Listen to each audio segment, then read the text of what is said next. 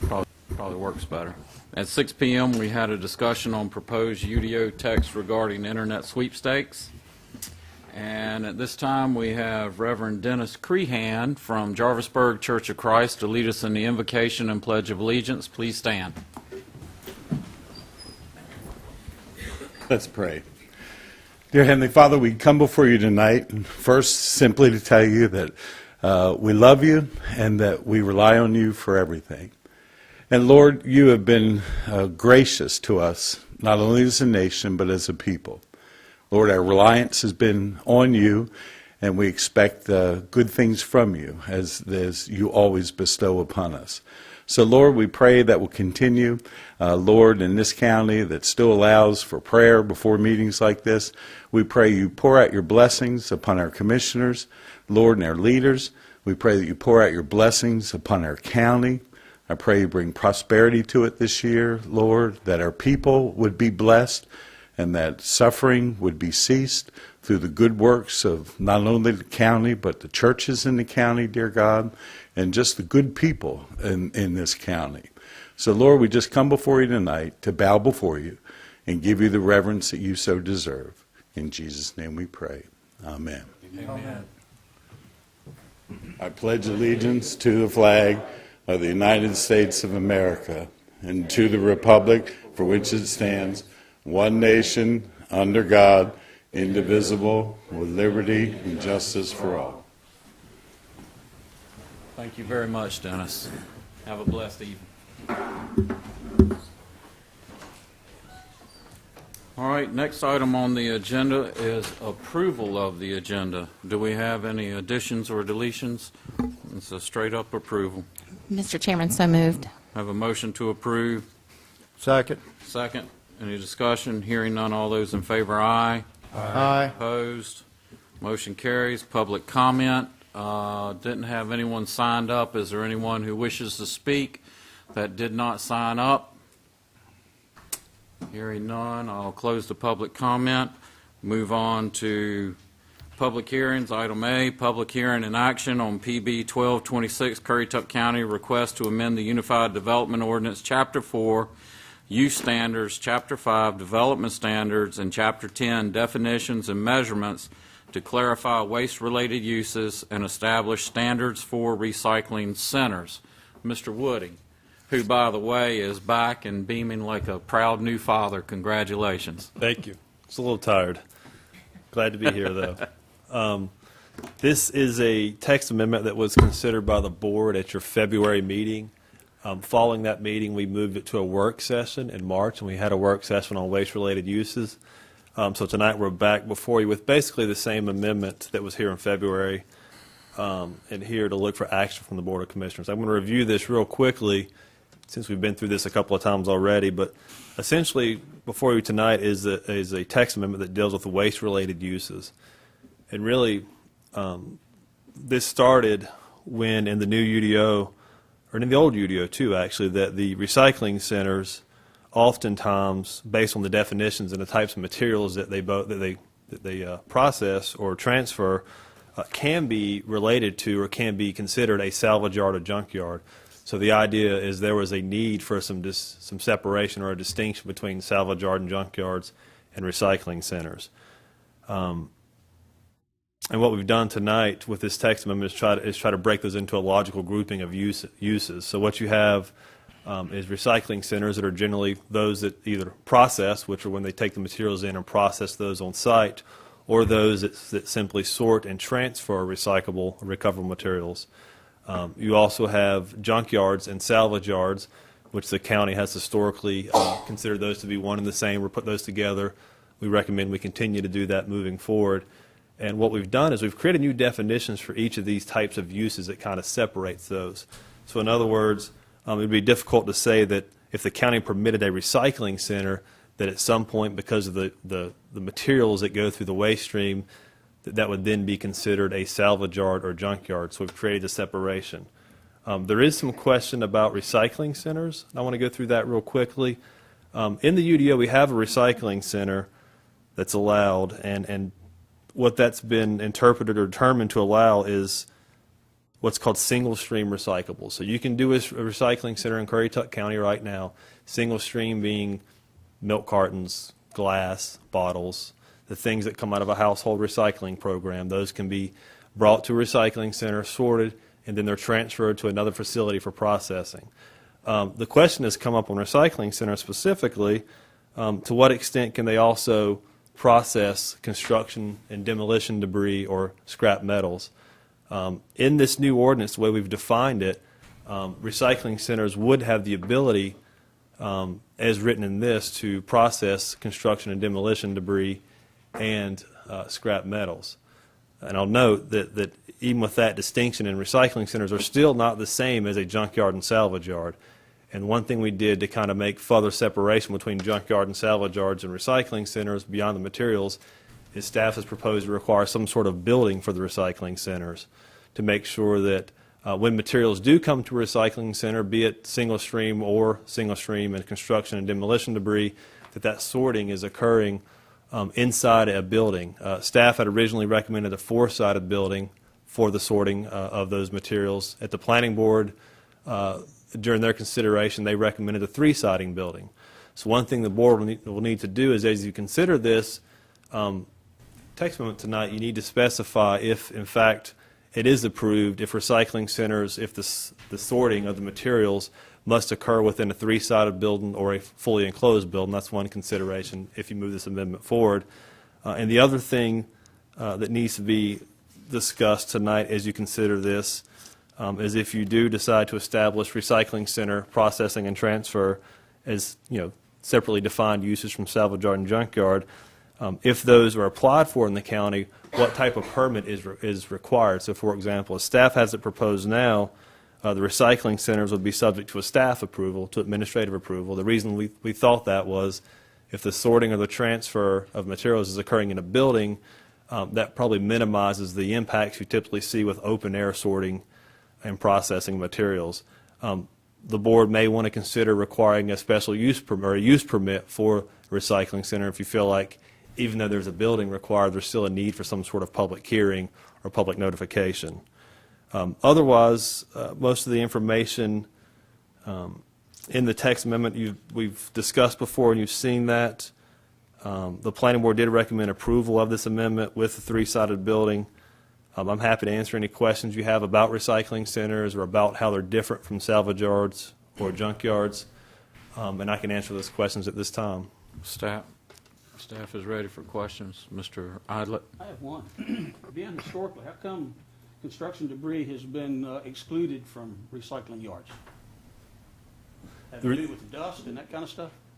Yeah, the recycling center. So that the use of having a recycling center was new in our new ordinance. That is a new use. Historically, we've taken basically recycling centers, no matter what the materials were, and either classified those as a salvage yard or a junkyard, or classified those as a demolition landfill. So we've really always kind of looked at recycling in Currituck County as just an open air activity. The new ordinance actually created a land use for recycling center that occurs within a building, but it limited to single stream recyclables. And to answer your question is, I think that the issue with demolition and construction debris is it's a different sort of waste stream. It's bulkier, could have more dust, could have more noise associated with the dumping and transferring, items like that, as opposed to the single stream recyclables. I have a question. The attendant also with the construction materials, would there be waste materials, garbage, and so forth inadvertently? There could be inadvertently. And I guess looking at the definition here that's before us tonight, one of the significant changes, and correct me if I'm wrong, is that as of now, the definition ordinance that we have is in line with the single stream recyclables. Is that correct? Which would therefore it precludes the recycling of building materials. Is that correct? Yes, that is staff's determination. So definitionally, what we would be doing tonight is expanding the scope of the operation of this business, what are we looking at here? Recycling center. Recycling center, we would be expanding the scope of its business based on a definitional change, is that correct? You do. You would take a recycling center and you would allow additional materials to go through those types of centers. That is correct. That has been previously precluded or disallowed. Yes. So the change here is based on the definitions and not, that's what we're talking about. It really is, yeah. And in addition to that, we also try to establish some requirements for the building and things of that nature. But yeah, a fundamental change is really the definitions, and that was a lot of the impetus for this. Was one is you have some changes that occur within recycling center, but you also distinguish through our definitions. You better distinguish recycling centers from salvage yard and junkyards as well. So there's that component of it too. We're trying to get some, because recycling center is different than a salvage yard or a junkyard. I guess my question is right now recycling center is paper, plastic, and what? Glass. Glass. Okay, so what you would do is you say, okay, a 2x4 or whatever would also be considered a recyclable now. Probably wood, Right. Concrete. building materials, probably some metal, things of that nature. But it would be in the confines of that building. Would be in the, it would be in the 3-sided or 4-sided building. That's correct. Okay, so that's what the changes are, basically. For You would recycling. allow a few more things to be considered recycled, but all recycling now has to take place inside that building. Whether it's a 3-sided or a 4-sided, the board would, Whatever you guys decide, that's correct. okay. Yeah. Mr. Chairman. Yes, sir. The concern I've got is from the neighbors, and I know it's not intentional when you start, but Commissioner Griggs brings up a point of garbage. And then you have to have a way of disposing of garbage and waste, and that has odor, and it's not intentional. But what do we have in place to regulate the odor of things like that? This ordinance does not have anything in place to regulate odor at this point. If there was a bin or a grouping or collection of solid waste type materials, and you may need to ask one of the representatives of the industry on that to get more detail, but I would think that the board could probably add a condition or a standard that limited the duration at which that type of material could sit on the property, or maybe there's other things we could do to try to mitigate that. I'm not sure if I know the answer to Well, that. I think what happens is when you have a construction site, the construction crew pretty much throws anything and everything in the dumpster. And they're not there to sort through, well, I can't do this, I got to put this here, or whatever. They just, their job is to get it in the dumpster and get it out of there, then it's somebody else's problem.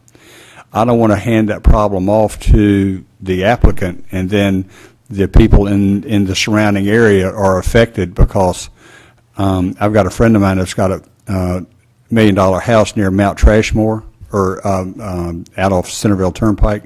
It's not nice when the wind blows the right way. And I don't think it's fair to the people that live around there. So, if we could figure out some kind of language to control the odor and garbage and things like this, there has to be something in place to protect those people, if that's possible. Mr. Chairman. Yes, sir. Ben, currently, how is construction debris handled as we speak today? Talking about shingles and concrete and wood and the things that we've just been talking about. How's that generally handled? Today, we would, if it were transferred or processed, we would either treat it as a salvage yard, junkyard, or we would treat it as a demolition landfill. Salvage yard, junkyard requires a special use permit. It has to be located 1,000 feet from major arterials. Demolition landfill also requires a special use permit. And I don't know that I know offhand the standards that go with that. I think the demolition landfill operation we have in the county has some setback standards, but those were actually added through the use permit. They weren't in the ordinance. I totally agree with David and Butch, and the smell issue and stuff like that, that's the things that I've heard that already goes on. So, I'm concerned about that myself. Well, and additionally, because I built a house here in the county, and they would bring out the big dumpster, if you will, and all sorts of stuff got in there. And I've seen people drive up, non-related to the construction, and put whatever in there because it was a way to get rid of some stuff maybe that they didn't want to deal with. My concern is that definitionally what we're doing is expanding the operational use of this current business as it is, and we're creating a hybrid, if you will. I mean, hitherto and before, I think you said that construction material, and it could be drywall, it could be insulation, anything, had different setback requirements. And now we're creating a hybrid where we're significantly changing the operational definition of what a recyclable, single-stream recyclable center is. That's my understanding. Is that correct? It does change it, yes. It allows more materials to come through. So it's a significant expansion of the operation. Mr. Woody, at the same token, my concern is the environmental impact of additional materials. We're referring to new construction, but what about demolition as far as asbestos shingles? I think that it would be the responsibility, and you can correct me, of the persons in the industry accepting those materials. It's same with garbage, things like that. I mean, depending on how their operations run, I would have a big concern about the environmental impact as far as, like I said, hazardous materials that may come in, like the asbestos shingles, that type of thing, not only just the new construction. The North Carolina Department of Environment and Natural Resources obviously will regulate environmental concerns with these types of uses. I don't know those standards offhand. I can't really comment on those, but I know they have permitting requirements through the state. Our ordinance does say that materials at recycling centers, now obviously on a salvage yard or junkyard, everything's stored out in the open, but at a recycling center, that those materials have to be stored within a leak-proof bin or trailer and not stored on the ground, and that, two, there should be no collection or storage of hazardous or biodegradable waste on the site. So we do have limitations from a zoning perspective on hazardous waste and how materials are stored. So that probably helps some. I can tell you, if you get a asbestos demolition, the average person's not going to be doing that. You have to call in somebody that specializes in that to do that does hazmat demolition, and they have a whole different set of rules, and it's not going to the landfill, it's not going to a recycling center, it's going off to a special place, anything that's of asbestos or anything related like that. Yes, sir? I'm sitting here thinking about the county's recycle center. When you pull in, there's a person there directing what goes where. There are signs, and construction debris, there's a special, you just don't pull up and, it's recycled, it's glass, paper, whatever. I'll go back to Mr. Griggs' concern and Mr. Idlet's concern. There's no one at these dumpsters on this construction site that's sorting through this, and this, like we have at the county recycle center. It just all goes in there. I know that they when they pick up recycled stuff, like in front of my house, the glass, the paper, and the plastic goes into a bag. It's already pre-separated. And I'm just sitting here thinking about our recycle centers. There's somebody there directing who goes what to which dumpster. C and D, I think, is what you're calling it. There's no one there to predetermine what goes in it where. And I can't imagine anybody getting there and pulling this lumber out and putting it over here and this concrete over here or whatever. So I'll go back just to reiterate my concern. I think the operator ordinarily would have staff that's there to do that. So you would dump the C&D or the recyclables are dumped on a floor, and then there's staff there that actually sorts that material into like materials. So I do think operationally they have staff that sort these things. Do you know that's for sure? I'm almost positive of that. Well, I'm just going to make a comment, and then we'll move on. Right now, the county operates recycling centers that are open. That takes C&D debris. They take brushes, they take computers, they take stuff with mercury in it, and it's recycled, and we do it in a open area. It's not even enclosed, and in one instance, in Knott's Island, it's within, how close to a house? Pretty close. 150 yards. Yeah. So, But they're the property owners. yeah, but, The one right there beside us, about 50 yards. Yeah, the Trailer right beside Nobody it. would live very most I of was just making a comparison. Right now, the county operates recycling centers that accept everything as well. Well, they also accept garbage as well, Right. which under the permitting for this, they were not able or authorized to collect garbage. Correct. All right. I'd Yes, like sir. to make one comment. I think, I guess, the waste from demolition and construction waste like that, I think we ought to leave it where it is, because it is a recyclable material. I mean, you can grind it up and color it and make mulch out of the wood and a few things like that, but it's steel.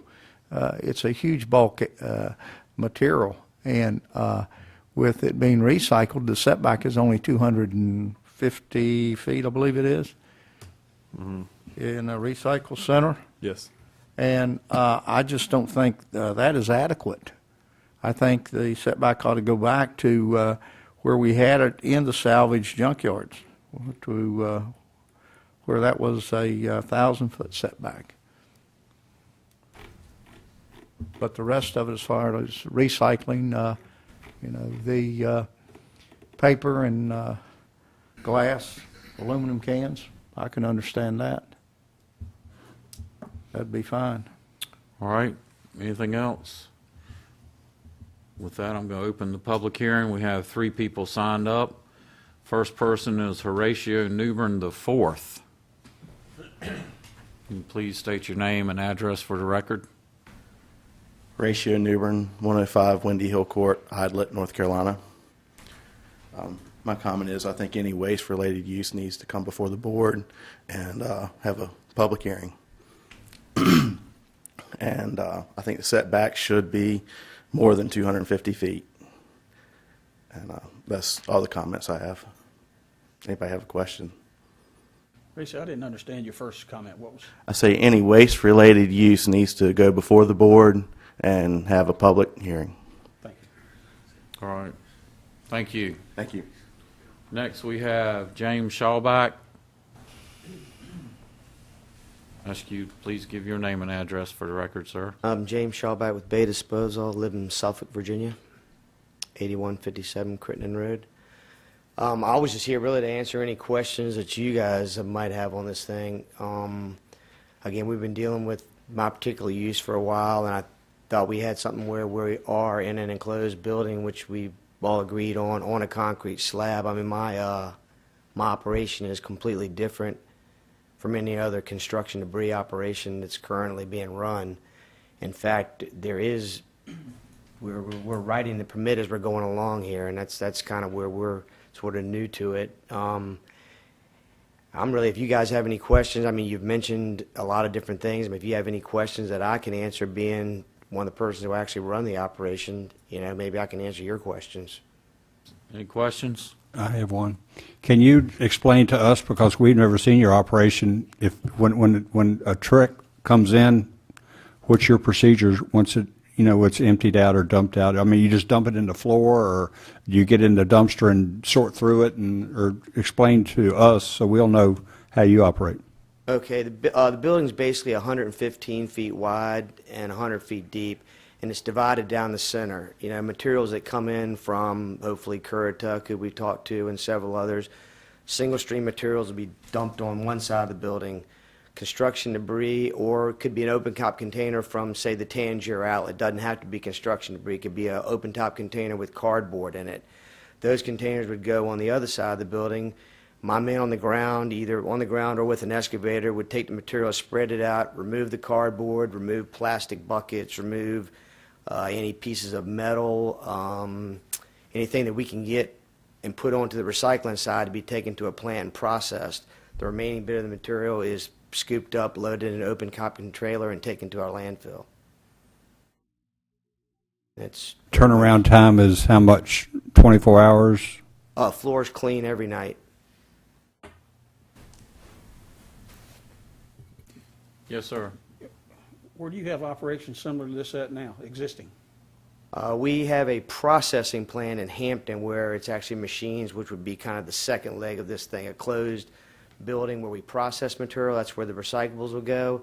As far as a transfer operation, we don't operate one now. We have a landfill, a construction debris landfill in Virginia Beach. What type of design plans do you have for washdown and that kind of stuff to keep the dust and the debris from blowing around in people's neighborhoods and houses and that kind of stuff? Well, we're completely under the laws of North Carolina Department of Environmental Quality. They give us a full book that it takes everything from ventilation in the building to fire suppression in the building to the wash down to the truck traffic in and out of the property to dust control in the yard. All that we're governed by them. But just from a layman's perspective, what type of stuff do you have to take care of that? We'll have water inside the building, and if there is dust, we're wetting the material down. The single stream, obviously, you won't have any dust at all in that. That's something that we just pick up and load out. And see, the difference here is we're not really processing the material. We're grabbing it and we're loading it into a trailer, and that's the end of it. We're not permitted, nor do we intend on going down the road of breaking up, crushing, grinding, and actually manipulating the material. We're just basically taking recyclable materials out of it and loading the rest of it up to be taken down the road. One last question, Mr. Yes, sir. As we speak about the odor issues, I've had numerous complaints about the odor issues from the existing deal that's there now. What's your mitigation plan to keep the odors down and that type of stuff? I mean, recyclable materials, you're talking beer cans, you're talking milk containers. If they sit there very long, I mean, they're sour and they're going to smell, very simply. I run a plant. We bring in about 15 tons, 30-odd thousand pounds of this stuff daily. We work inside a plant, and we've never had a problem with it. I mean, they do have. I've seen plants that have like odor neutralizers, but they're more processing plants. Basically, when you're grabbing the material, hits the ground, you load it up, and it's gone. That's one thing. When you're spinning it, grinding it, separating it, that's where the problems come in there. I mean, I'd be willing. I mean, I'm not going to have a plant that smells, regardless. I mean, I would be willing to, put some in there if we had odor issues, to address them and take care of them. I just don't know. We're in an industrial park. I don't really know who. I don't know who would be having a problem with the odor. It's the second time today I've heard that, but regardless. Well, there are a few residents around there who have made a complaint. I've had, I think, 3 calls. There's a residence just north of the road, and the name of it's probably 250 feet from the, actually it's right across the road from your processing place. There's a house just to the, I believe, south of it, and some of the neighbors down there are complaining about the proximity of an expansion of that magnitude to the road and to, but most of the preceding businesses of that type have had a significant setback. I think we're talking about 1,000 foot, which kind of gives it the out of sight, out of mind. This would be right up next to 158, within 250 feet of it. And though it's enclosed, it's still a process that, I guess the issue I have with it, it's an expansion, a significant expansion of the process of the business, and it's totally based on a definitional change. It's not based on a special use permit, and that would be my problem with it. Mr. Chairman, one more question. Is it enclosed now? No, sir. You haven't built the building yet. No, sir. So any odor issue could be solved maybe by a windbreak, wind block, if you will? Does that? We have ventilation going into the building. I know, but the building itself, the 3-sided building right now is not built. You're not using it. No, sir. What is your current operation? We're running trucks in and out of the facility right now. It's just a Just storage trucks? yard. Yeah. Okay, and Mr. Woody, under the definition of recycling as it is before tonight, do they not have a permit already for recycling? They do. The original permit was to allow them to park and store and stage trucks there. They subsequently came in and submitted the site plan and the permit request for a recycling center, which allows single stream recyclables. So they are moving forward with a permit to do the single stream, which they're allowed to do. Will that require a three-sided building? It does not. Unless the board, what if the board amends it tonight?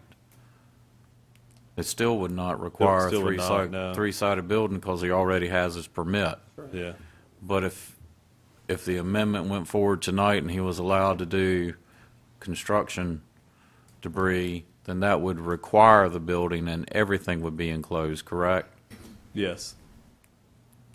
So it would be a recycling and salvage center all in one building? Well, it's a recycling center transfer, and basically what it would allow is within this 3 or 4 sided building, whatever the board decides, if you approve this, within that building it allows those materials to be sorted onto other vehicles or trailers or containers to be sent to the landfill or to be recycled. So in essence, there'd be no open storage and open dumping There anymore? cannot be, no. But under his permit now, it's all done in the open. Done in the open, but under the permit now, it still has to be stored in containers and things, but it is. It's done in the open. And that was yeah. done administratively, It was. which was allowed under Allowed, the yeah. Unified Yes. Development Yes. Ordinance, the previous ordinance. Okay. I guess just for clarification, what is permitted now, or what we're talking about? If we do nothing tonight, what is permitted as single-stream recyclables? Is that Yes. correct? Yes, sir. As of this moment, the recycling of building material and metal and so forth is not allowed. That's correct. So it's again, an expansion or an addition to what is authorized now or allowed now. That is correct. My point being was, he has a permit to start doing recycling right now. It'll all be in the open. With the proposed ordinance change tonight, if it is changed, everything goes inside a building. So he's going to be there whether the ordinance changes or not. He can start work tomorrow or whenever, but it's all going to be outside. If the ordinance changes to put everything on the inside, then he would have to put everything on the inside if he's granted the construction recycling, correct? Yeah, I mean that's correct. When with the addition of the C and D of the other materials, staff is recommending that we add buildings and other things to help mitigate those impacts. Okay, yes, sir, Mr. Patrick. If he increases, and we'll go back to the same rule applies to the building, I think he's also required to do some screening of some type. Is that true, like trees or shrubs? There is some landscaping requirements in the ordinance. That's correct. Okay. Are there landscaping requirements currently in place for single stream? In other words, Yeah, he's going to have to landscape regardless. one way or the other, he's One going to or have the to other. put up some type of screening as far as landscaping That's goes. correct. Yes, sir. So that's a moot point. All right. Anything else for Mr. Shawback? All right, our next person is Mike Norris. Ask you also to give us your name and address for the record. Good evening. Mike Norris, 319 West Arch Street, also property owner in the industrial park we're talking about. I'm the operations manager for Bay Disposal, North Carolina.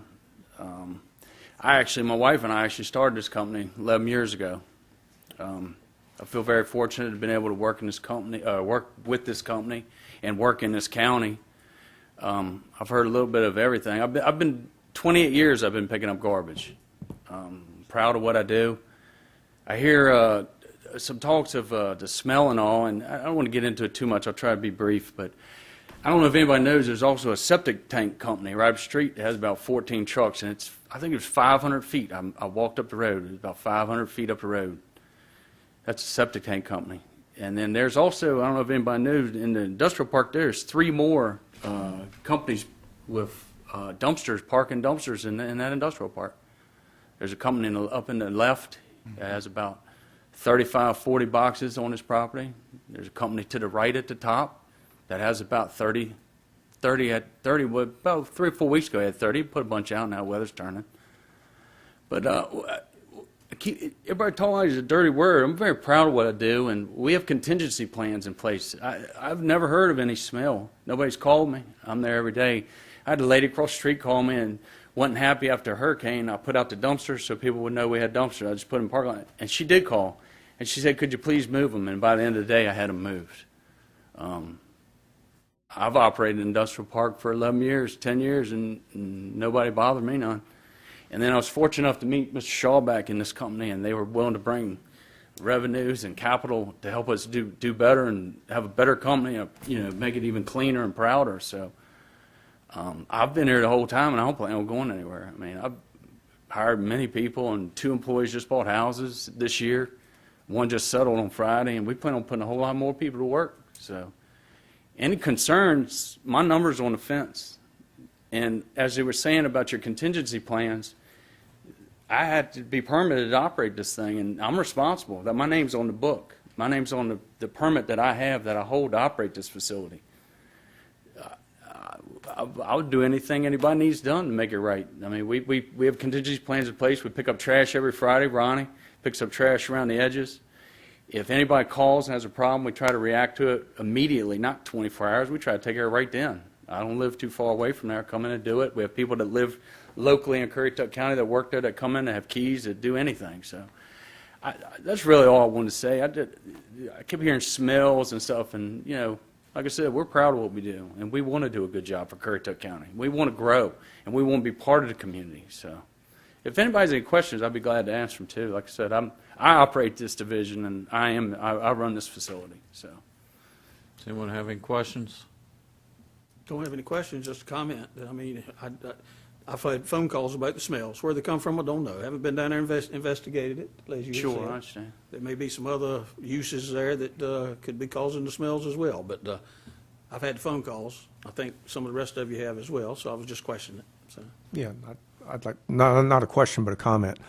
And certainly, I don't want to give the impression to anyone there that I think your avocation is any less noble than anybody else's. It's certainly not. Any avocation is certainly worthwhile, noble, and should be respected, particularly in the culture that we have today. That's not the issue. I think, again, I go back to the issue is that this was originally permitted and is currently permitted as a single stream recyclable, and there's a significant change before the board now to handle construction material and anything else that is put in these large dumpsters that would be granted based on the adoption of a definition. And that's what I have my concern with, and not the normal permitting through a special use permit. Would this also require an SUP if the board? Yeah, the board could, that's one thing we need direction on, if you adopt this, is what type of permit it requires. And it could be a use permit, that's correct. All right. Any other questions? 1 year, 2 year, whatever. Yeah, you can do it for a year to see how it works, and if it doesn't work, then you. Right. So, any other questions for the applicant or for Mr. Woody? Hearing none, I'm going to close the public hearing and ask the board for a motion. Mr. Chairman, I'd like to make a motion that we not change the definition as presented to us in Chapter 4, Use and Standard, Chapter 5, Development Standards, Chapter 10, Definitions, Measurements to clarify waste-related uses, and establish standards for recycling centers. We have a motion to deny changing the definitions. Do we have a second? Is this the changing of the, My understanding that the motion that I just submitted would disallow the expansion of additional operations at this site. construction waste and That's things correct. like that? I will second. Have a motion and a second. I will make one last comment before we vote. You have recycling is going on there right now. This change would put it inside a building.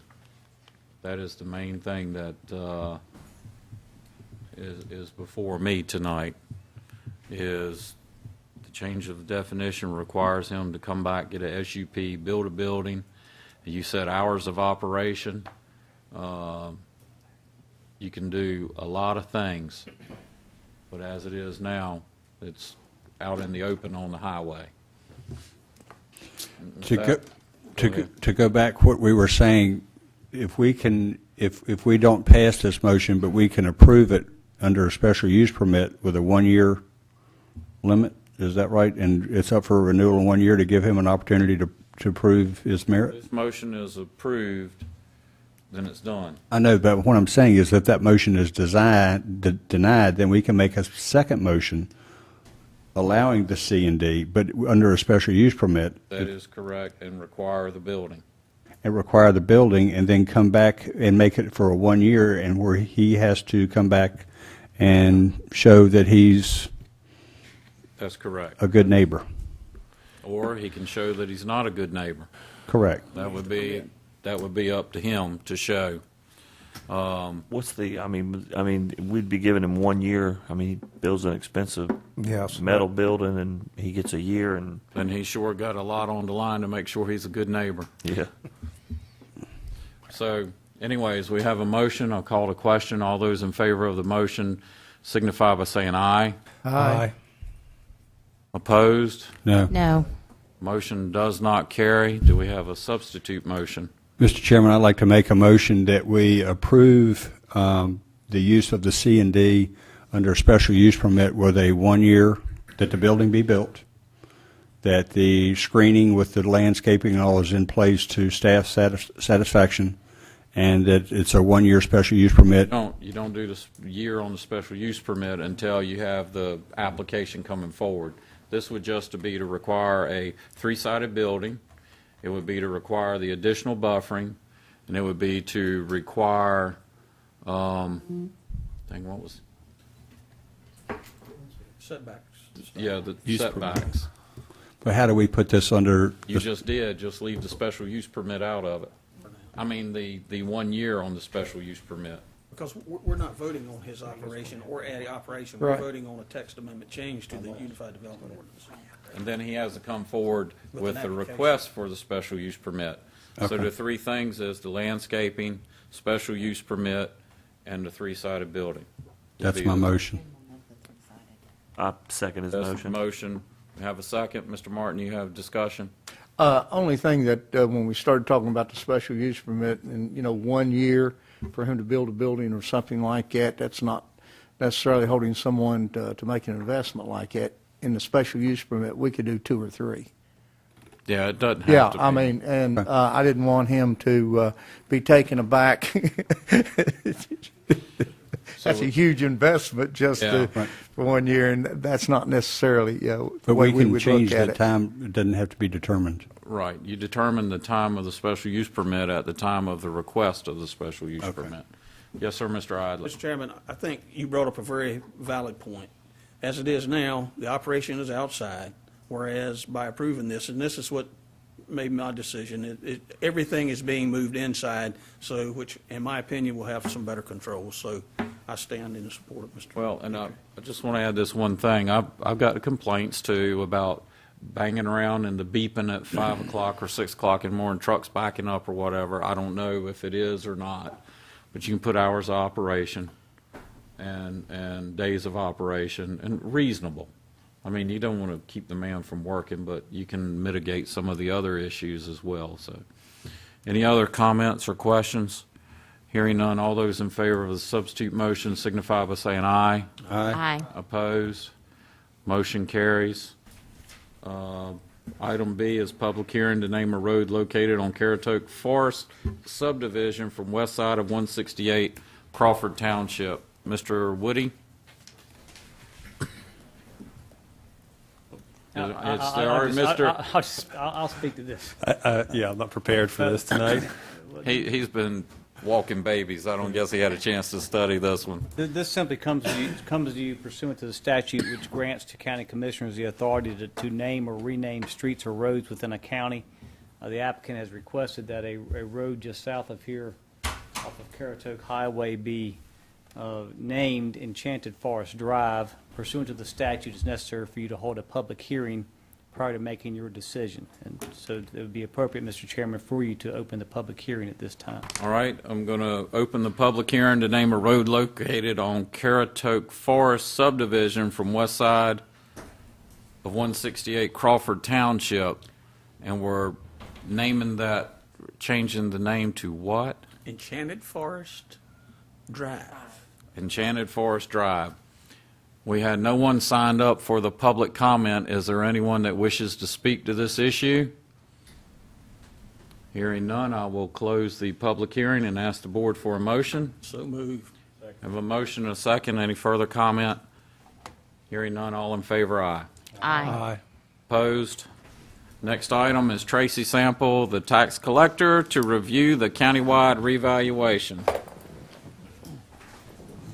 And before he gets going, I know that everyone's had some phone calls about their property revaluation. I think Mr. Sample is here tonight to explain the process, who we hired, how long it took them, and et cetera, et cetera. So with that, Mr. Sample, welcome. Thank you.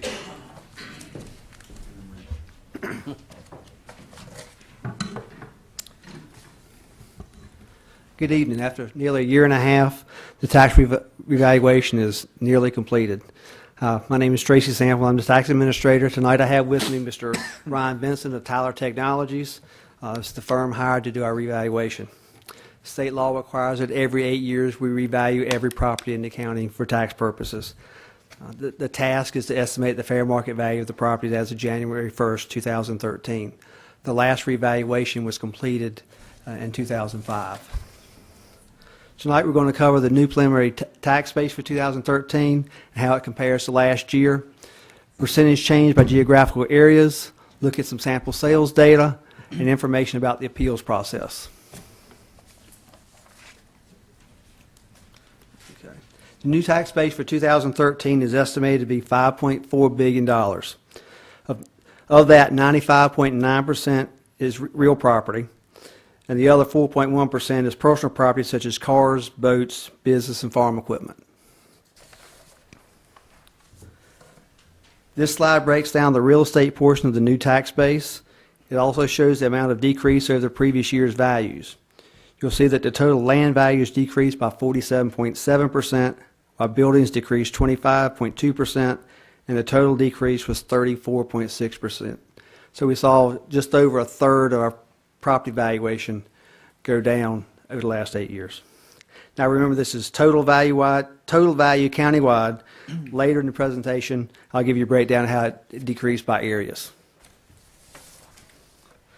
Dare County also went through an 8-year revaluation this year for 2013. I'll throw this slide here to kind of compare their values to ours, and you'll see that their total value went down 29%, while ours went down 34%. It's a 5% difference. And I always get asked how much taxes are generated from the Outer Banks. Well, after this revaluation, 58% of the new tax base will now come from property located on the Outer Banks. Now, this is down from approximately 66% in previous years. So what this means is obvious that there's going to be a tax burden shift to the properties over here on the mainland. The last revaluation 8 years ago, the shift put more taxes burden on the beach. This year, some of that is coming back to the mainland.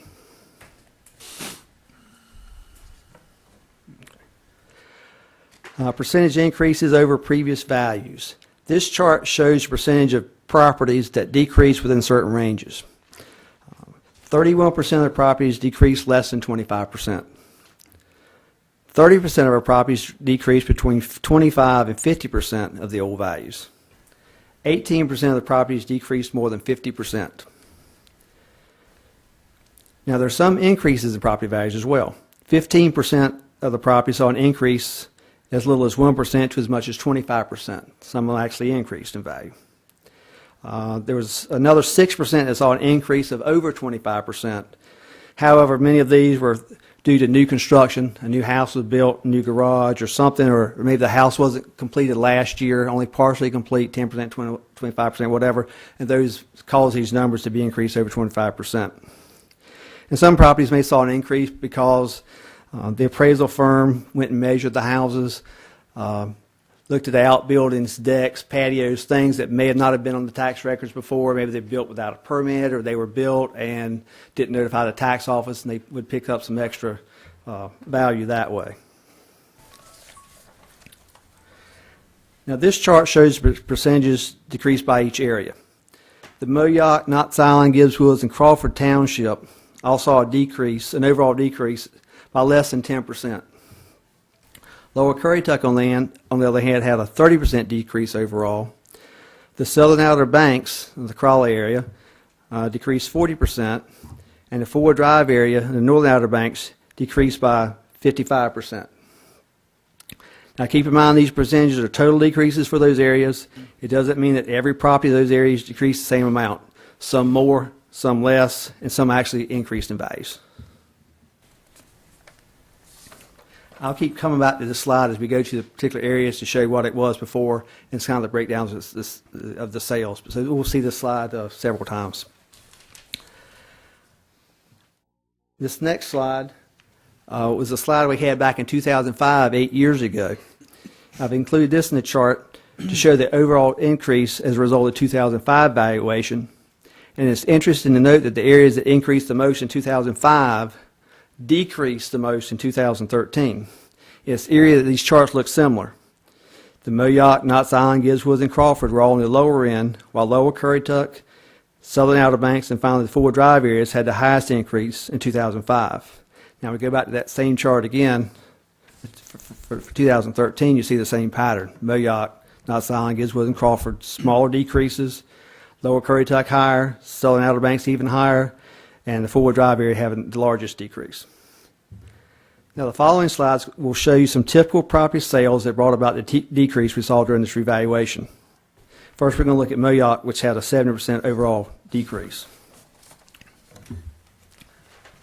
These home sales in Moyock saw a change in the assessed value from anywhere from a little over 1% increase to a decrease of 16.7%. I'm not going to read every sale in this presentation but I will for these to kind of show you how these charts work. There was a home in Quail Point in 2005. It was valued at $188,148. Recently sold for $182,000. Tax value is $181,500 with an increase of 0.8%, less than a percent. Quail Run had a home valued at $185,541. Sold for $185,000, has a tax value of $184,100. It decreased by 1%. North Point, right there at the state line, $235,329 was the 2005 value. Sales price $230,000, tax value $227,000, change of 1.7% decrease. Eagle Creek, house 2005 valued at $271,000 some change, sold for $255,000. The assessed value is $254,000. It changed to negative 6%. The last one's in Tulsa Bay Colony, sold for $199,000. Excuse me, the old value was $199,000. Sales price was $168,000. Has a $166,000 tax value, and that property decreased 6.7%. Now I'm going to some land sales in Moyock. Based on these lot sales, we see much of land in Moyock seem to increase during the last revaluation. This is due to the market for new homes is still relatively strong as compared to the rest of the county. This is one reason why the overall decrease in assessed value was the smallest in the Moyock area. And another reason is that nearly all the farmland that qualifies for special agricultural use value assessment decreased by less than 2%. The agricultural use value is capped at $1,200 per acre for those farms that are over 10 acres that qualify. So the farmers that had the 500-acre tracts, their values changed very little,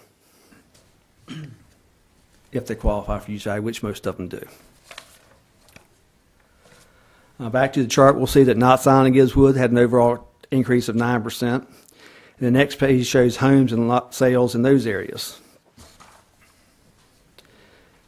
These sales show assessed homes values range from an increase from 4.6% to a decrease in 37.2%, and lots with an increase of 7.8 to 30.4. And these are just ones that were selected to include in the study here. Doesn't mean that all of them are going to be the same. Okay, Ron. Tracy? Yes, sir. One for Brummett Road, it says 2005 was 27.6, sale price 25, 2013 value 25,600, but it's showing a percent change of a plus 7.18. That's probably supposed to be negative. What do you say? So it should be negative. Yeah, I'm sorry about that. Typo. Tracy, are we going to get a copy of this? Yes.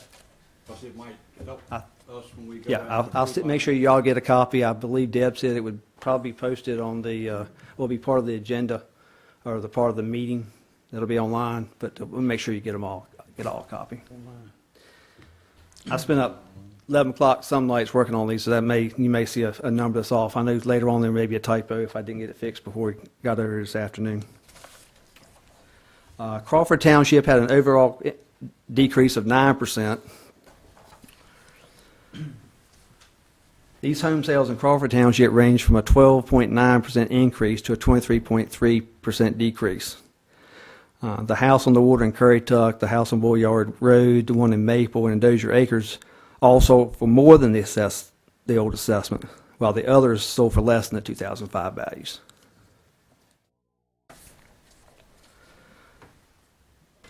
This page shows some of the lot sales in Crawford Township. Like houses, some are selling for more and some are selling for less than the old values. Keeping in mind that much of Crawford is also farmland, which has a special use value, which only decreased about 2%. Now we'll move on to Lower Currituck, where there's a 30% decrease in the overall property values. I have two slides for these. This first slide shows a bunch of sales.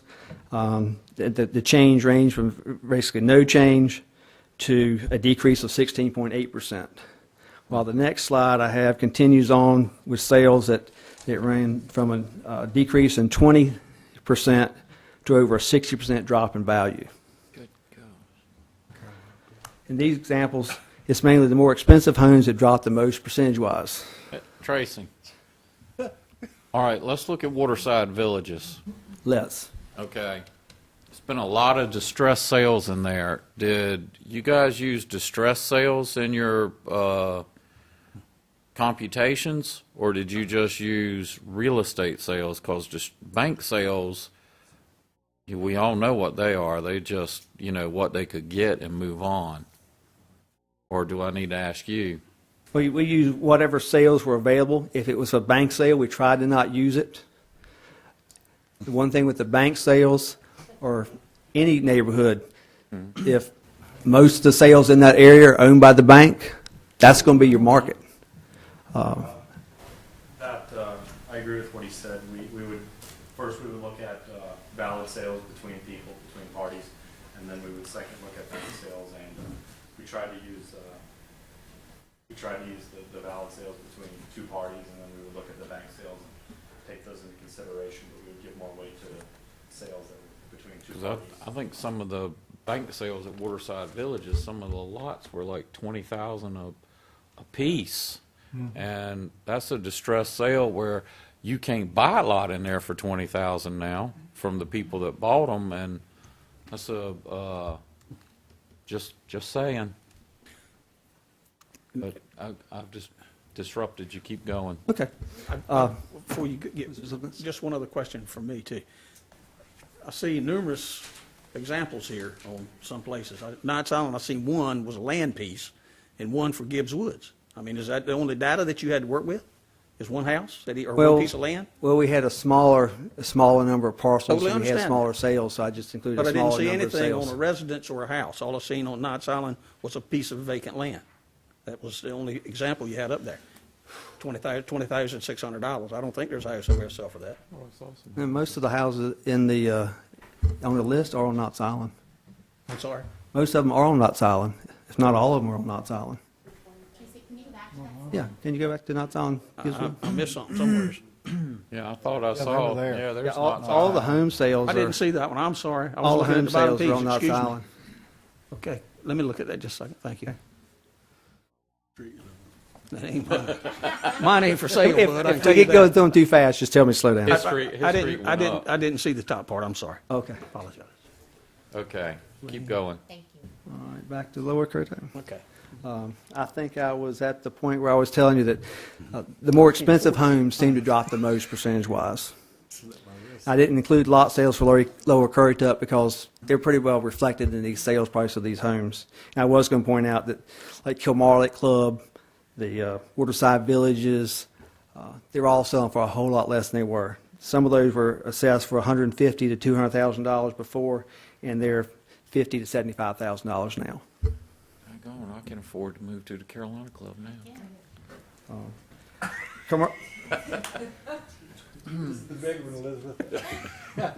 Commercial properties also taking a big hit in Lower Currituck. This list shows some commercial sales. Some are improved, some are vacant. They dropped anywhere from 23 to 67%. Most of the land along the highway from Grandy South to the bridge is zoned commercial. If you add that one with all the little industrial parks, that's a lot of property that have a relatively large decrease in value. You're telling me that Grandy had $2 million in commercial sales? That's a particular sale in Grandy. That was the food line. The food line and the post office. Okay. It sold for 2.3. No, but I'm just saying typically you don't see $2 million in Grandy. So. Well, that's what this. That's the food line and post office. Yeah. Now we'll move on to the Outer Banks. The Southern Outer Banks saw a overall decrease of 40%. We'll start with home sales in Corolla. Here we have oceanfront and semi-oceanfront sales. The oceanfront homes percentage decreased 32% to 45%.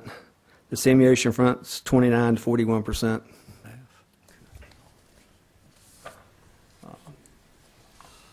Run. Third row homes decreased anywhere from 15 to 40%. Fourth row homes decreased 33 to 45%. On the west side of Ocean Trail, they decreased from these sales here 33 to 47%. You know, a lot of those homes right there are investment homes, and some of those people are now suddenly going to be underwater, and we could have a whole nother issue going on. There's been More people, distressed sales. there's been a lot of people underwater for a long time. Well, There's probably people underwater that don't even know they're underwater. They will now.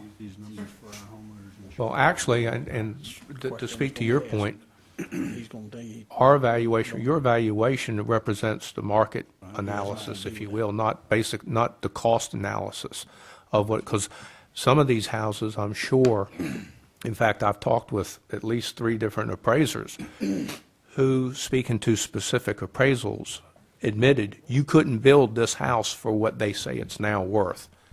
You couldn't even build it because of the disparity in what the market value is versus what the cost value is. The cost being what it costs to rebuild it in today's environment of building materials and so forth. So, and I guess there were some other people who had a question about, well, this will have an impact on their insurance, and I don't know. I know my insurance, they don't take into account what the county thinks my house is worth. They look at what it's going to cost to rebuild it if it's damaged, which is a lot different than what you say my house is worth. Yeah, they're looking at reconstructing a new home. These may be older, maybe worth less, but they'll call up our tax office and get the square footage, and then they have their formulas they use to determine how much they're going to insure that house for. And that's totally separate than for the market or for tax purposes. I will say this.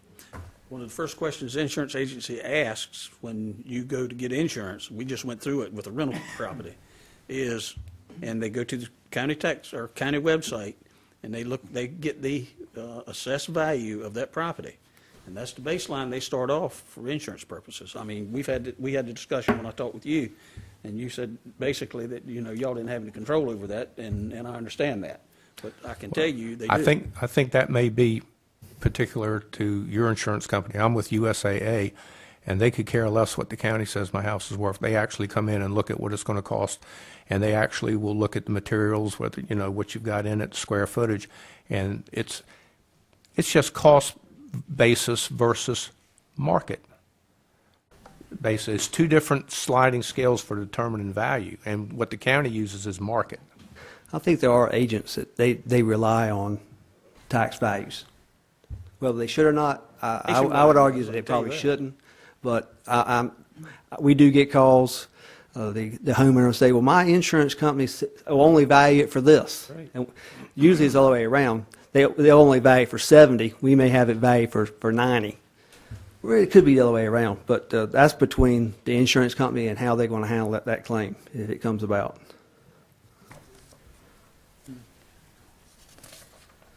Now let's look at lot sales in Corolla. This is where we'll start to see some rather large decreases, and in part the reason why home values experience a relatively high decrease in value. Oceanfront lots decreased 40 to 50%. Semi-oceanfront lots decreased 61%, and third road lots lost 54% of its value.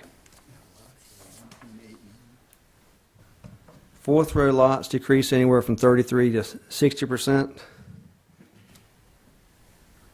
And on the west side lots showed the greatest decrease. Those lots decreased from 55 to some up to 80%. Since most of the lots in Corolla are improved, the overall decrease more closely resembles the decreases shown in the homes slides that we showed you, and not these lot sales, because most of them is the lot and the house together. There are some vacant lots over there. They saw a big hit. The homes not as much because of the house value. The overall decrease was. Currituck Club, a lot went from 350 to 70. Yes, sir. Now, is that And we have some people that are saying it should go down even more. Now, go back to Mr. O'Neill's question, these are not bank short sales. No, these were from individuals. We have seen some bank sales even lower. Cash is king right now. I guarantee you, buyer's market. The overall decrease in Corolla was 40%. Which will start the values going back up Certainly. again. All right. Finally, get to the northern Outer Banks. The Ford Drive area. This area increased the most during the 2005 revaluation, but turned around and decreased the most for the 2013. These oceanfront homes in the Ford Drive area dropped from 30 to 45%. There was a similar drop for those semi-oceanfront homes, and they decreased 37 to 46%, pretty much the same. Okay. The real story and why the Ford Drive area dropped 55% is the land sales. This is because most of the property in the Ford Drive area are vacant lots. Only 22% of the parcels in that area are improved. Using Crova Beach as a gauge, we'll see that oceanfront lots dropped 62%, semi-oceanfront lots dropped 78%, third row lots dropped 81%, fourth row 82%, fifth row 75%, and skipping down to ninth row 68%. So we're all looking at over a 60-some% drop in lot values. So what you're telling us then is every fourth row lot now is valued at 44.5. Is that what you're saying? I'm not going to say every one, It's an average. but in that range. With the exception, these values here that we're looking at, most of the sales included property in the flood zone. We saw a few sales that were not in the flood zone, or that they had their letter of map amendment, they removed them from the flood maps. Those seem to be selling at least 25% more. So those that are in the shaded X area or have the Loma were increased by 25%. So you could maybe, if it's in the X zone, that fourth row lot could be 50, 55 in that frame. Okay. And that may have been a little bit higher, but I only had a couple sales that could match those two, and 25% seemed to work for both of those. It could be more, and it actually could be more on homes that already have that house and have the luxury of being in the shaded X. But we add 25% to the land values because of that. The vacant lots on Northern Outer Banks, over 80% of the vacant lots dropped 55% or more. Okay, now we're going to talk about appeals. If anyone feels their property is valued too high or too low, they can appeal the assessed value. We encourage them to fill out the appeal form that was part of their assessment notice and send it in. And we do ask that they all be in writing and returned as soon as possible. I like to have a piece of paper in my hand instead of just calling me, say, Tracy, I think this needs to be looked at. If you send the paper in, tell me what I really need to look at, and then I won't like the loser to get lost in a shuffle somewhere on a post-it note somewhere. Appeals cannot be based solely on an average increase in value. For example, one can't appeal just because the average county-wide decrease was 34% and their property only decreased 20%. Or that the property decreased less than the average decrease in the area. Not all property went down the same, and some properties even increased. Appeals cannot be based on one's ability to pay. You can only appeal the valuation. However, there is a partial tax exclusion for taxpayers that earn less than $28,100 if they're at least 65 years or older or permanently disabled. The exemption only applies to their permanent residents. Anyone who thinks they can qualify can contact me for an application or download off the website. They're due by June 1st. All appeals will be reviewed by an appraiser. The results of the appeal may result in the values either being reduced, unchanged, or increased. An appeal may result with the value of someone else's property being changed, either increased or decreased. Sometimes someone will bring their attention that a neighbor's property is assessed less than theirs, and we take a look at it, and they want theirs reduced to the neighbor's. Well, we find out if the neighbor's is too low, we may have to bump theirs up. And we want to treat everyone fairly. You take care of those. Don't bring those to us. The goal is try to estimate the market value and try to be fair to everyone and treat everybody the same. We will make mistakes. If we do, point them out to us. We'll be glad to fix them. Or we'll look. If we found one, we're going to correct it. They'll come to us. We've already started. We've got about 175 appeals, requests for review. It's not that many. I think in 2005 we received 1,000, 15, 2,000, something like that. We're probably halfway through the 30-day appeal. I'm getting maybe 5 or 6 a day now. Probably after this meeting I'll start getting some more. Don't know. Is this 30 day, is that by statute only 30 days, or is that something that we can request to have added? And the reason I ask that very simply is this. I've had a lot of people call me about the appraisals, and I have told them to wait until they hear what you had to say tonight and see if it makes sense, and then move forward.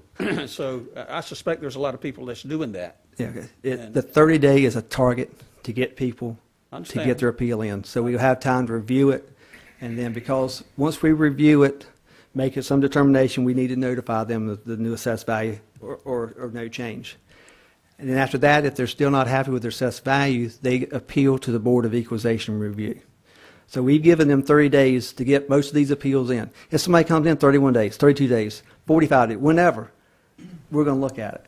They actually have up until the Board of Equalization Review adjourns their meeting for the year to appeal. What is that date? That's not been set. The Board of Equalization Review is the board. It's made up of the Board of Commissioners. We'll get together with y'all sometime to see first how many appeals we think we have, when we can get that scheduled, because we've got to work within y'all's calendars, y'all's schedules. So to answer Mr. Idlett's question, up until that point in time, a person, even though it's past the 30-day window, has the right to appeal. Yes. So and that's every year. Every year, somebody can come in every year, or any year, and they can appeal their value up until the Board of Equalization Review adjourns for that year. Well, then why do we have 30 days up there? If it's subjective, well, why do we if they all waited until the day y'all getting ready to adjourn, and I haven't looked at them, nobody's looked at them, y'all be bombarded. This is to get those appeals in. Within 30 days, people have enough time to do whatever research they need to do and get those appeals in. 30 days should be plenty of time. Even now, 2 more weeks should be enough time But like I say, if they're going to come in, we're still going to look at them. Now, if once the Board of V&R starts meeting, if they come in, they may go directly to y'all. So how would you react if someone brought an appraisal in for a particular piece of property that was appraised at lower or higher than what you guys have come up with? That's what we're looking at now. A lot of people are sending their appraisals. We may have 315 on it. They say 305. It could be the other way around. I've got some that my appraisal is $20,000 more than what you have on it. We take a look at that, see if we've made a mistake. Honestly, some of the appraisals, throw them in trash. They're not worth what the paper they're written on. Because for whatever reason they're done, you look at the sales. Saw one a while ago that, which one were we looking at? They were comparing lots that weren't even in the same area. Some of the appraisals, they're not comparing like properties to one another. They're comparing properties on the north end of the southern Outer Banks, which would be tax maps 114, 115, to houses down in Kitty Hawk. That wasn't my question. My question was, if someone brings in an appraisal of his particular piece of property, puts in front of you and says, okay, this appraisal is higher or lower than what your assessment is, then what is the process then? The first thing we're going to do at that is we're going to look through the appraisal and compare the data that we have on file versus the data that the appraiser has. We're going to make sure the bedrooms, the bathrooms, the square foot, the condition, outbuildings, everything is correct. If there's not any discrepancies in that, we're then going to check how the appraiser themselves came up with that value via his comparable sales, and that's where I'm going to look at the comparable sales, and we're going to determine if they were valid comparable sales to that subject property, and we're going to go from there. Sometimes we'll put heavy consideration on that appraisal, and if we think that appraisal is valid and that's a valid value, we'll correct it towards that value. Other times, like Tracy said, we'll get appraisals in that we just can't justify using the value that they put on it. Question. Chairman, let me ask one more question, Yes, and I'll sir. hush. I've had one other question that's come to me. I don't know the answer, so I'm going to pose it to you. Throughout the mainland and the Corolla area, I think, we used an outside appraisal group to come in or outside group to come in and do those assessments. In the four-wheel drive area, county staff done those appraisals. Is that correct? That's correct. Okay. Why? Well, we did that last revaluation in 2005. It works out really well because in the four-wheel drive area, you didn't have to hire contractors to come in that one had four-wheel drives. There's no streets up there. It was just easier for the county staff that knows their way around to do that. It's cheaper. We saved a lot of money doing it that way. It worked real well in 2005. You're only talking about 600 houses or so out of the 3,100 lots up there. Basically, we saved money and probably did a better job than if we hired an outside firm to do it. But you can understand the question when that dropped the 60% across the board, whereas the rest of the county didn't drop that much. Or you can understand the question, I think. Well, if the question is, in other words, what criteria was there a difference in the criteria used in one place versus another? No, it's sales. We're all looking at sales. Just wanted to get an answer to it. Thank you. Question. Yes, sir. Yes, sir. Thank you. I see up there what the appeals, what's not going to be valid or whatever, and I assume from what the conversation we've just had that one of the benchmarks you're utilizing are appraisals submitted by the appellant or the person appealing.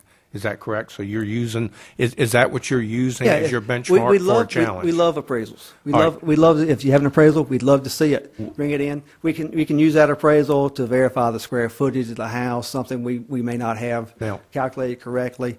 One of the things that was said earlier about appraisals that come in and say, well, this property that they're using for a comparable is over in Kitty Hawk. Well, this is Currituck. The way appraisals work, because I just went through one, is they want a 6-month comparable if they can. They'll go out as far as a year. When I had my house appraised, there was one sound front house in the entirety of Currituck that sold in 12 months, not 6 months.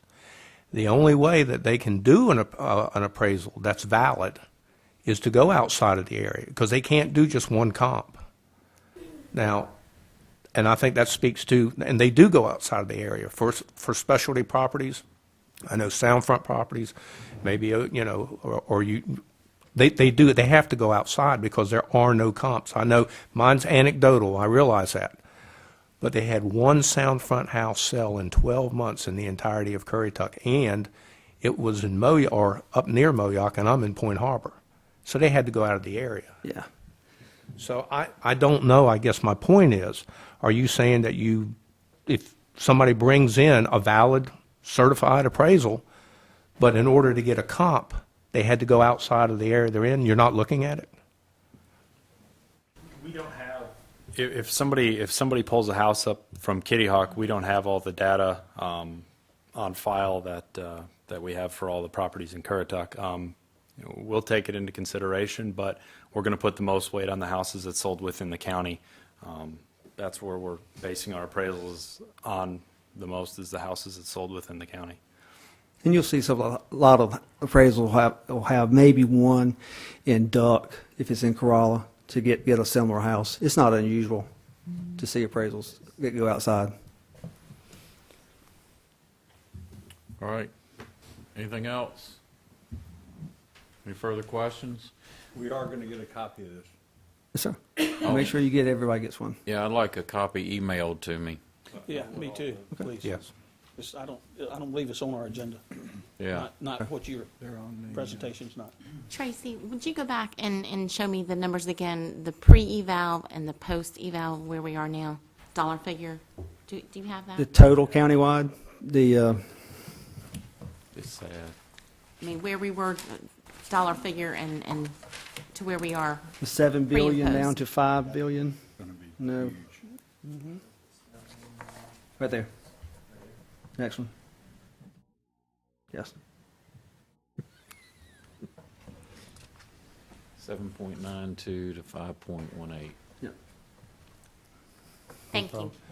And I guess Yes, sir. one other question, it may be premature or it may not be applicable to you giving us a response, but is there any indication of the change in the tax rate based on the property?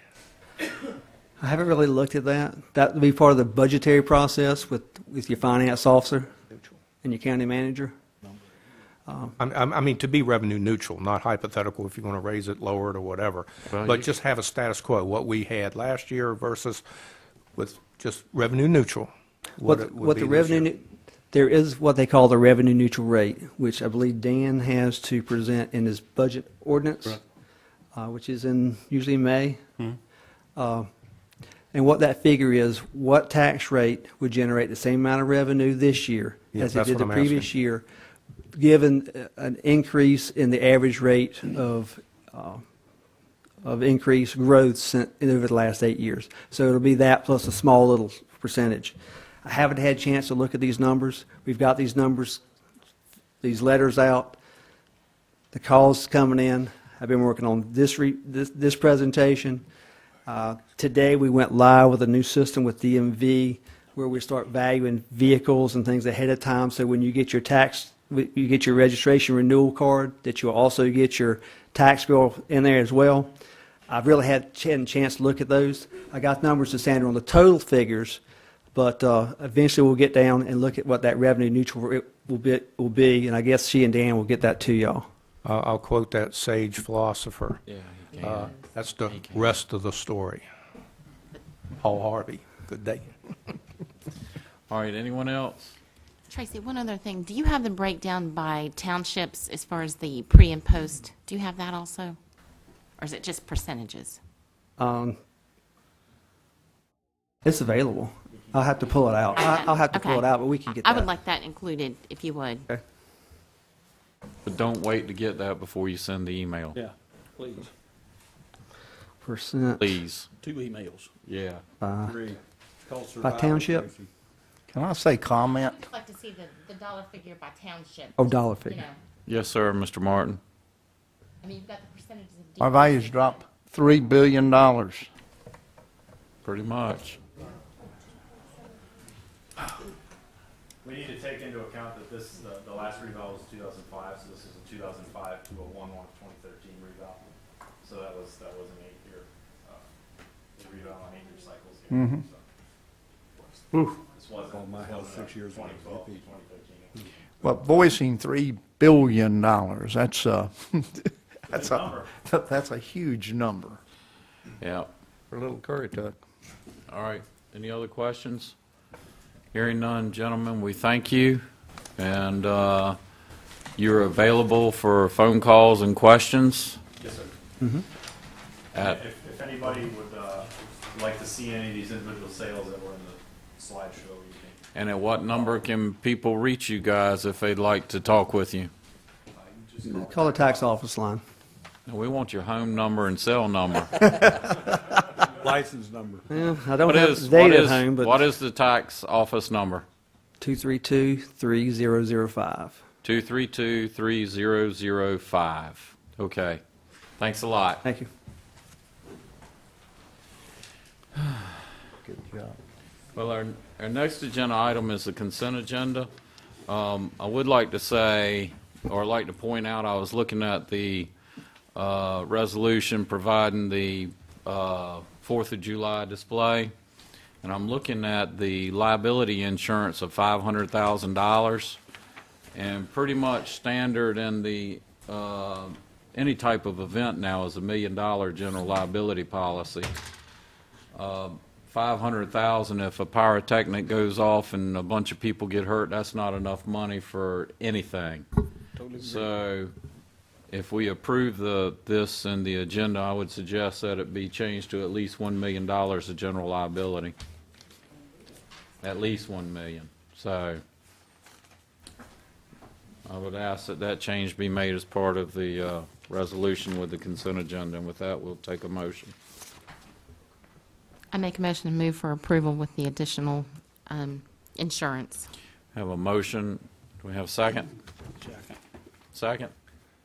Any further discussion? Hearing none. All those in favor, aye. Aye. Opposed?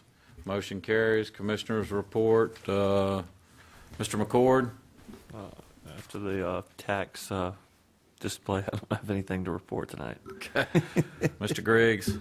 Yeah, I'm still somewhat in shock with the change in that and what it portends. We're just now looking at the preliminary. The orchestra is just tuning up because it's going to have a disparate effect based on what it was 8 years ago. It's going to move some of the taxation to the mainland, is what it does, because less of it will be on the Outer Banks with the values. Well, Mr. Martin? it shifted the other way last time. so- Yeah, or the last two times it shifted that way. Mr. Martin? Well, it's April 1st, but this is a cruel April 1st joke to be played on us. Mr. Idlet? I was going to say the same thing. I was hoping that was April Fool's, but I see it's not. But anyhow, no, it's nothing. Mr. Petrie? The only thing I can say is we're all in the same boat together. We all live in the same county, and it affects everybody. So, I mean, it's not like we're singled out. We're all in the same boat. Ms. Gilbert? Couple things, just to follow up on the small area plan in Millioc. Our previous meeting, we had the Peter Bishop with the ED Board, Jason Weeks from Recreation, Mike Doxey and Eric Weatherly to talk about the stormwater, and Chief Glover came in and talked about the fire and EMS. These meetings are supposed to be 2 hours long, and they're progressing into almost 3 hours. So we're trying to minimize that, but I encourage you to still attend the stakeholder meetings. Give us your input. With that, the stormwater, of course, has come up as a big thing, and I would like to ask our county manager, Mr. Scanlon, to go ahead and set up a meeting with DOT. I've had a tremendous amount of phone calls from the development, of course, in my neighborhood, knocking on my door and ringing my phone to meet with DOT and Mr. Doxey and possibly Mr. Weatherly on the stormwater in that division. With this, in the small area plan, it was exposed that partial of ranch land is covered under stormwater or the district, and we'd like to to go ahead and meet with DOT if we could and just discuss some of the options. The road issue has been brought up on a couple occasions as far as where the money is being distributed to make those repairs for roads. But the main thing is to talk to them about the stormwater, because some of the ditches are DOT protected, or I'm not sure the logistics, and Mike Doxey went into, stormwater history with me.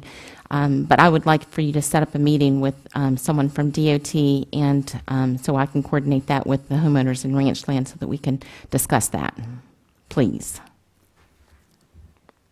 Is that it? That's it for tonight. I have nothing. County manager? Nothing tonight, thank you. All right, we need a motion to go into closed session pursuant to GS 143-318, .11A3, to receive advice and give direction to the county attorney in the matter of Etheridge versus Currituck County. Second. A motion and a second. All in favor, aye. Aye.